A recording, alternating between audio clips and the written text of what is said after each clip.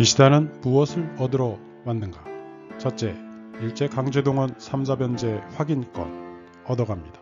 둘째, 오염수 방출권 주고 갑니다. 셋째, G7 회의 때 한미일 안보 협상권 빼먹으러 왔습니다. 넷째, 윤석열의 구두 확약 확인권 얻어갑니다. 여기서 중요한 건 세 번째, G7 회의 때 한미일 안보 협상권입니다. 기시다가 온 이유 첫 번째, 일제 강제동원 3자 변제 확인권. 윤석열은 강제동원 피해자 15명 중 10명이 이미 피해보상을 정부로부터 받았다며 기시다를 안심시켰습니다.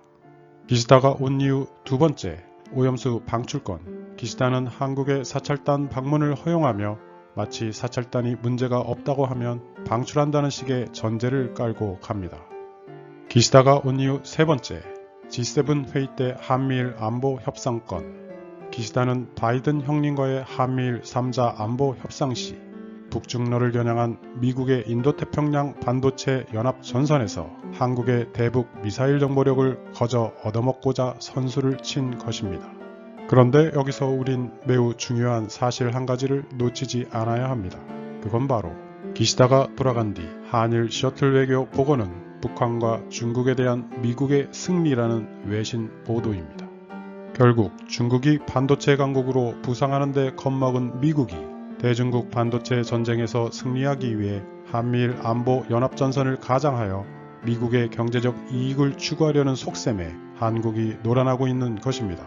세계 반도체 생산 수출 2위인 대한민국이 왜 미국의 대중국 반도체 전쟁에서 안보의 총알바지가 되어 행동대장 역할을 해야 할까요? 그건 바이든도 자국 내 지지율이 시원찮고 재선을 앞둔 상황이라 자국 내 경제 성과를 좀 내야 하는 상황이기 때문입니다.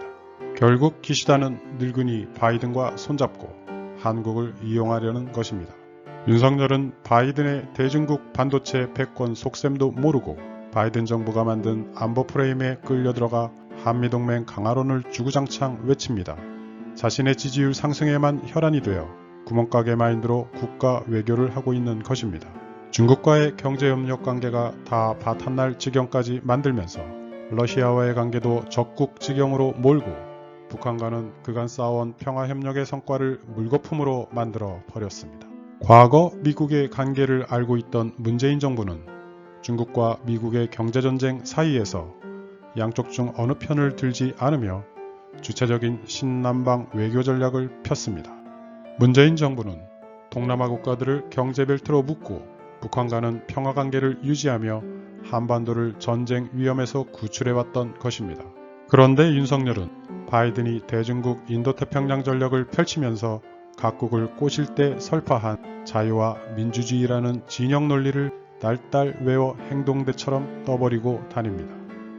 바이든의 앵무새가 된 윤석열이 국가 행사 때마다 언급하는 독재와 전체주의라는 표현은 경제강국으로 부상하는 중국을 의미합니다.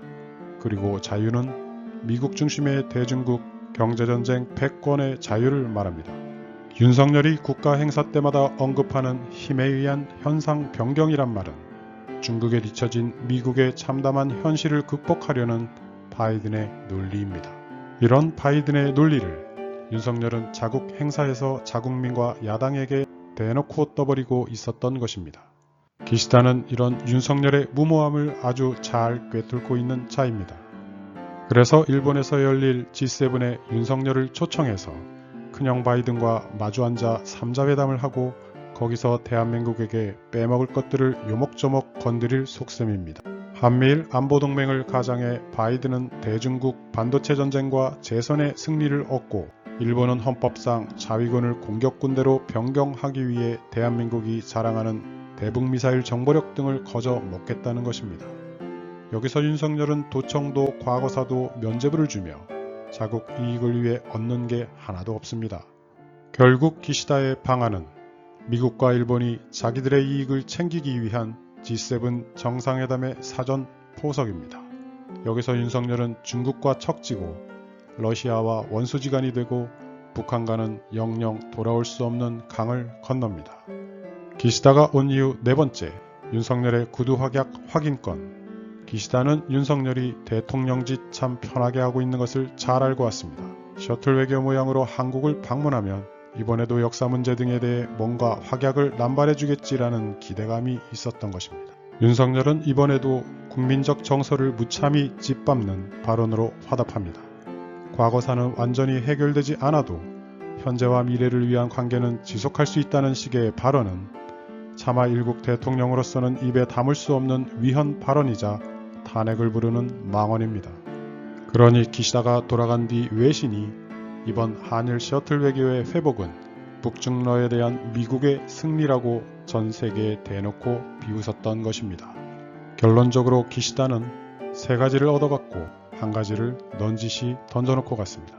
첫째, 일제 강제동원 3자 변제안에 대해서 윤석열 정부가 그 이행을 제대로 하고 있는지 제대로 확인을 하고 갔습니다.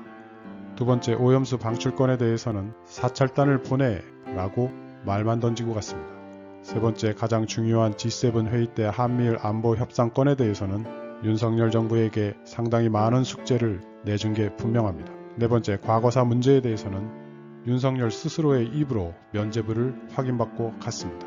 결국 기시다는 세 가지를 얻고 한 가지를 던지고 갔으며 앞으로 있을 G7 회의 때 윤석열에게 상당히 많은 숙제를 내고 간 것이 분명합니다. 감사합니다. 뉴스와였습니다.